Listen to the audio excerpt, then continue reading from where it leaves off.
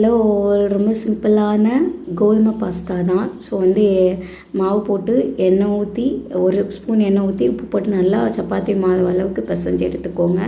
அதை நல்லா மாவு போட்டு நல்லா மெலிசாக நீட்டாக அதை தேய்ச்சி எடுத்துகிட்டு குட்டி குட்டியாக கட் பண்ணி எடுத்துக்கோங்க. இல்லைனா நீங்கள் முறுக்கு அச்சில் கூட நூடுல்ஸ் மாதிரி சுற்றிக்கலாம். ஸோ எப்போதும் போல் நம்ம நூடுல்ஸ்க்கு தண்ணி வச்சு வேக வைப்போம்ல, அதே போல் கொஞ்சமாக எண்ணெய் விட்டு உப்பு போட்டு நல்லா வேக வச்சு எடுத்துக்கோங்க. அப்புறம் ஒரு வானலை வச்சு எண்ணெய் ஊற்றி வெங்காயம், தக்காளி, கேப்சிகம், பூண்டு இதை போட்டு நல்லா வதக்கிட்டு மேகி மசாலா இருந்தால் போட்டுக்கோங்க. இல்லைனா வீட்டில் உள்ள மசாலா கூட நீங்கள் கொஞ்சமாக போட்டுக்கோங்க.